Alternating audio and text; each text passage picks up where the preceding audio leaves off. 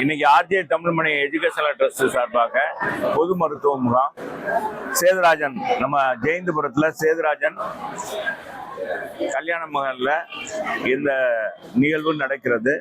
இது ஒவ்வொரு மாதமும் ஒவ்வொரு பகுதியில் நடத்தி கொண்டு இருக்கிறோம், தொடர்ந்து நடத்தி கொண்டு இருக்கிறோம் என்பது எல்லாருக்குமே தெரியும். இது மேற்கு தொகுதி மக்களுக்கு, என்னை தேர்ந்தெடுத்த மேற்கு தொகுதி மக்களுக்கு தொடர்ந்து என்னுடைய பணியை செய்து கொண்டிருக்கிறேன். அமைச்சராக இருக்கும்போது பல்வேறு திட்டங்களை கொண்டு வந்து என்னுடைய தொகுதிக்கும் மதுரை மாநகருக்கும் பல்வேறு திட்டங்கள், மதுரை மாநகர் கண்டிராத அளவுக்கு வளர்ச்சி திட்டங்களை கொண்டு வந்து செயல்படுத்தணும்.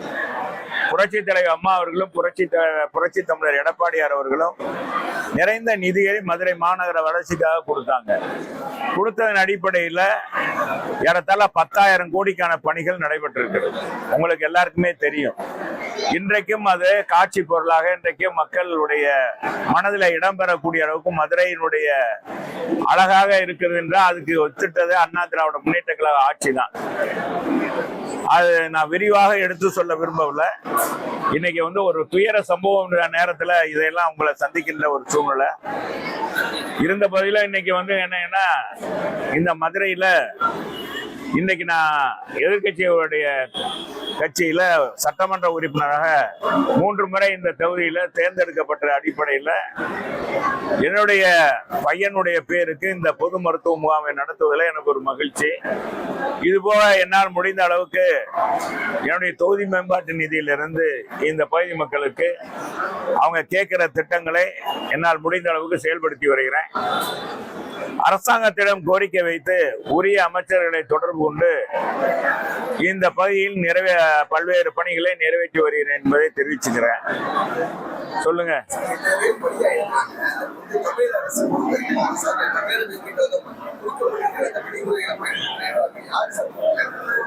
பொதுவாங்க நேற்றைய சம்பவம் இந்த வரைக்கும் தமிழகத்துல இது மாதிரி ஒரு சம்பவங்கள் நடந்ததில்லை. வடநாட்டுல தான் இது போன்ற சம்பவங்கள் நடந்திருக்கு. சமீப காலமாக பாத்தீங்கன்னா திராவிட முன்னேற்ற கழக ஆட்சி ஏற்பட்ட பிறகு பல்வேறு விரும்பத்தகாத சம்பவங்கள், சித்திரை திருவிழா மரணம் உங்களுக்கு தெரியும், பல்வேறு வகையான இது இடங்கள்ல இது மாதிரி சம்பவங்கள் நடைபெற்று வருகிறது, விரும்பத்தகாத சம்பவங்கள் நடைபெற்று வருகிறது. அப்பொழுதாவது இந்த அரசாங்கம் விழித்துக் கொள்ள வேண்டும். நாங்க எப்பொழுதுமே சொல்லிக் கொண்டுதான் இருக்கிறோம். பொதுவாக நான் சொல்லிக் கொண்டு இருக்கிறேன். எங்க பொதுச் செயலாளர் போகிற இடங்களுக்கு கூட பாதுகாப்பே இல்லை. மதுரையில பாத்தீங்கன்னா உரிய பாதுகாப்பு, உரிய அந்த கூட்டத்துக்கு தகுந்த பாதுகாப்பு காவல்துறை கொடுக்கல. கட்டுப்பாடு விதிக்கிறாங்க, அது எழுத்தளவுல தான் இருக்கு. அதே மாதிரி இன்னைக்கு விஜயை பொறுத்தளவுக்கு தமிழக வெற்றி கழகத்தின் சார்பாக இன்னைக்கு பல்வேறு கூட்டங்களை நடத்தி இருக்காங்க. ஒரு 4-5 கூட்டத்துல அவங்களுக்கு தெரியும் என்ன மாதிரி மக்கள் அவருடைய ரசிகர்கள், உறுப்பினர்கள் ஆர்வமாக கலந்து கொள்றாங்கன்றது தெரியும். அவங்க ஒரு கட்டுப்பாடு அந்த இளைஞர்களுக்கு விதிச்சிருக்கணும். அதனுடைய தலைவர் விஜய் செய்திருக்கணும். அது செய்யாதது மிகப்பெரிய தவறு. அரசாங்கத்தையே மற்றும் நம்ம குறை சொல்லிக்கிட்டே போகக்கூடாது. இன்னைக்கு அரசாங்கத்தை உரிய பாதுகாப்பு கொடுக்கல. கரூர் மாவட்ட காவல்துறை இவ்வளவு பேரு நாமக்கல்ல கூடி இருக்கிறாங்க. அப்ப இது குறுகிய பகுதியாக இருக்கிறது.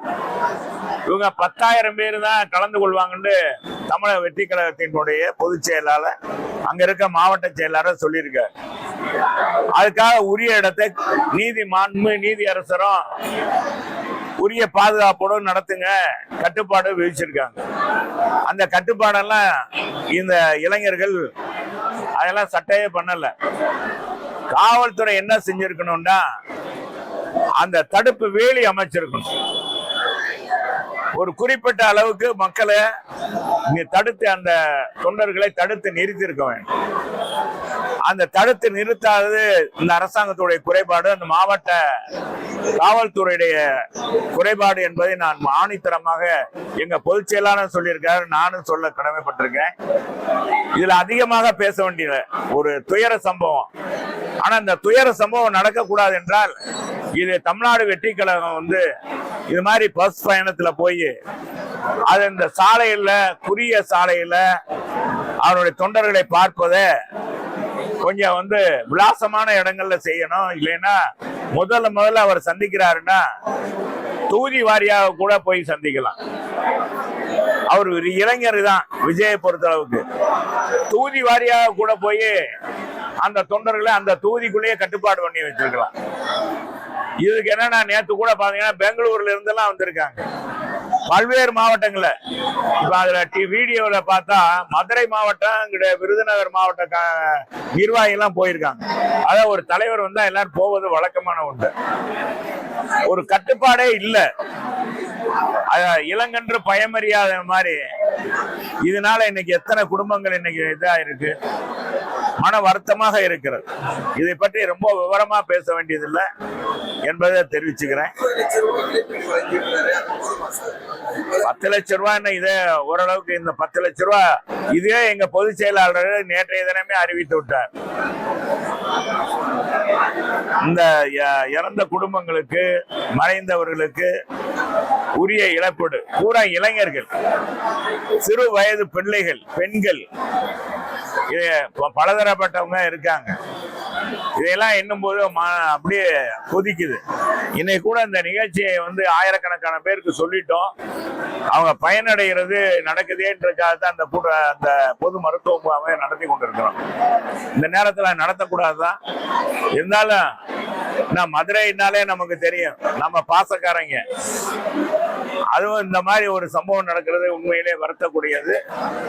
இது முழுக்க முழுக்க எங்கெல்லாம் கூட்டத்துல பாத்தீங்கன்னா ஓரளவுக்கு எங்க பொன்விழா மாநாடு நடந்த உங்களுக்கு எல்லாம் தெரியும். விமான நிலைய அருகாமையில் ஒரு குறிப்பிட்ட டயத்துக்கு பிறகு எங்களுடைய வாகனத்துல வர்றவங்களை எல்லாம் தடுத்து நிறுத்திட்டாங்க. அங்க லட்சக்கணக்கான பேர் கூடிட்டாங்க. அது மாதிரி இவங்களும் போனாங்கன்னா நெரிசல் ஆயிரும், வெயில் தாக்க வேற இருக்கு. எனவே இந்த கூட்டத்தை கட்டுப்படுத்தி பாத்தீங்கன்னா இங்கிட்ட இருந்து துவரங்குறிச்சி அந்த பக்கமே நிப்பாட்டிட்டாங்க, எங்கிட்ட வேணா திண்டுக்கல் அவுட்டர்லயே நிப்பாட்டிட்டாங்க. ஒவ்வொரு பகுதியிலும் அந்த வாகனங்கள் இங்க கூட்டத்துல கலந்து எங்க தொண்டர்கள் கலந்து கூடாத மாதிரி செஞ்சாங்க. அது மாதிரி ஒரு முன்னெச்சரிக்கையாக இந்த கரூர் கூட்டத்துல விஜய் கலந்து கொண்டிருந்த நாமக்கல் கூட்டமாக இருந்தாலும் எந்த கூட்டமாக இருந்தாலும் அந்த அவர் பேசுகிற இடத்துல அதாவது அந்த பேருந்து செல்கிற பகுதியில எவ்வளவு பேர் மக்கள் கூடுவார்களோ, எவ்வளவு பேர் தாங்குவார்கள் என்பது காவல்துறைக்கு நிச்சயமாக தெரியும், உளவுத்துறைக்கும் தெரியும். அதை கட்டுப்படுத்தி இருக்கணும். வாகனத்தை விட்டிருக்க கூடாது, அதை தடுத்திருக்க வேண்டும். முடிந்த பிறகு அதுல நிறைய பேர் என்னன்னா காலதாமதமாக சிகிச்சைக்கு சென்றதுனாலயே பலர் உயிரிழந்திருக்காங்க. இதெல்லாம் விவரிக்கும் போது மன வேதனையா இருக்கு.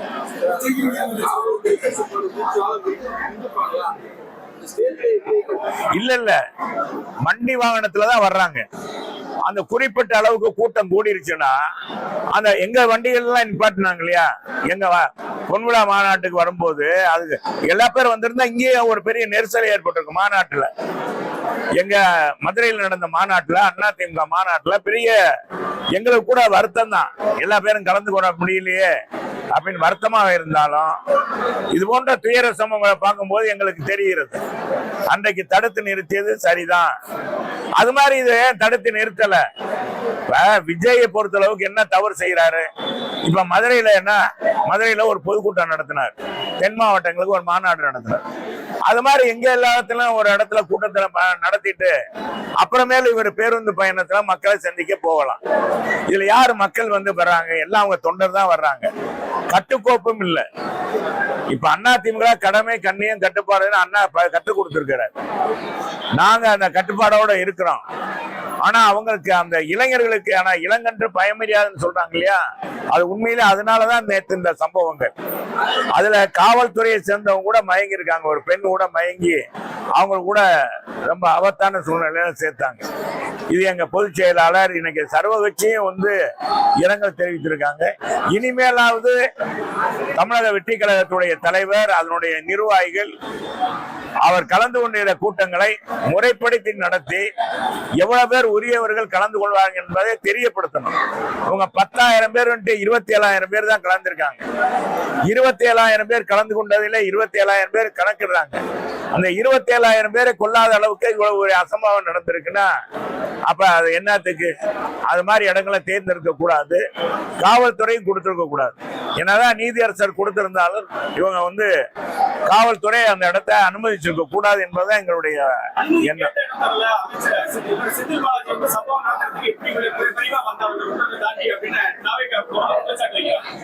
இதெல்லாம் இந்த நேரத்துல இதை பற்றி நம்ம ஒரு விமர்சனம் செய்வது பொதுவான விமர்சனங்கள், பொதுவானதுதான் இதை செய்யணும். அவர் எப்படி வந்தார் இதுக்கெல்லாம் சொல்ல முடியாது. இது மிகப்பெரிய அளவுக்கு பாதிப்பை நம் தமிழகத்துல எல்லார் மனதிலும் ஆழமான காயத்தை ஏற்படுத்தியிருக்கு. அதுதான் பெரிய ஆழமான காயம். இது இந்த 39 பேர் இன்னும் ஆஸ்பத்திரியில் இன்னும் கூட தீவிர சிகிச்சையில இருக்காங்கன்றாங்க. அதனால இது எவ்வளவு பேர் இறப்பு முடியும்னு தெரியல. எனவே இது எந்த வகையிலும் நியாயப்படுத்த முடியாது. இது ரெண்டு பக்கமும் தவறு இருக்கு என்பதை நீங்க புரிஞ்சுக்கணும். அதோட இதை விட்டுருங்க. வேற எதுவும் கேள்வி கேட்குறீங்களா? சரி வணக்கம். இந்த ஒரே ஒரு செய்தியை மட்டும் சொல்லிக்கிறேன். சகோதரர் சீமான் சமீப காலமாக மனநலம் பாதிக்கப்பட்டவர் மாதிரியே பேசுறாரு. அவரு தமிழக வெற்றி கழகம் தொடங்கிய பிறகு பாத்தீங்கன்னா அவருடைய பேச்சு நடவடிக்கை எல்லாமே ஒரு மனநலம் பாதிச்சவன் என்ன மாதிரி பேசுவானோ அதே மாதிரிதான் இன்னைக்கு பேசி கொண்டிருக்கிறார். சீமானுக்கு கடுமையான கண்டனத்தை நாங்க அண்ணா திராவிட முன்னேற்ற கழகத்தின் சார்பாக கடுமையான கண்டனத்தை தெரிவிச்சுக்கிறோம். எங்க புரட்சி தலைவர் அம்மா பேரங்க பிறந்த அண்ணா அவர்களை பற்றி எல்லாம் பேசுறதுக்கு சீமானுக்கு அருகதே இல்லை. ஒரு கத்துக்குட்டி வாடகைக்கு விட்டு பேசுறோம். இளைஞர்களை தூண்டி விட்டு இது மாதிரி பாத்தீங்கன்னா இன்னைக்கு சம்பவம் மாதிரிதான் இளைஞர்களை இன்னைக்கு அவங்கள ஒரு கட்டுப்பாடோடு வைக்காம எந்த இடத்துல எதை பேசுறது, அது விளம்பரம் தேடுறதுக்காக எதை பற்றியும் யாரை பற்றியும் இங்கு இழிவாக பேசுவது என்பது சீமான் இதோட நிறுத்திக் கொள்ளணும்.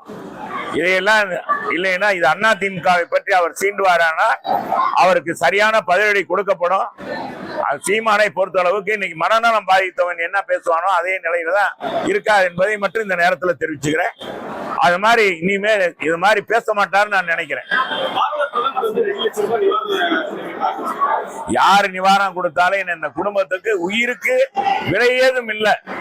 விலை மதிப்பற்ற உயிர். தமிழக அரசு 10 லட்சம் கொடுத்தாலும் சரி, வேற யாரு நிதி கொடுத்தாலும் விலை மதிப்பற்ற உயிர்கள் இன்னைக்கு இழந்திருக்கோம். அந்த குடும்பம் எல்லாம் இன்னைக்கு மிகப்பெரிய பாதிப்பு. ஒரு குடும்பத்துல 3 பேர் இறந்திருக்காங்கன்றாங்க. பச்சளம் குழந்தைகள் இறந்திருக்கு. மிகப்பெரிய மன உளைச்சலா இருக்கு. சரி, வணக்கம். செய்திகளை உடனுக்குடன் தெரிந்து கொள்ள நமது அம்மா இணையதள தொலைக்காட்சியை சப்ஸ்கிரைப் செய்து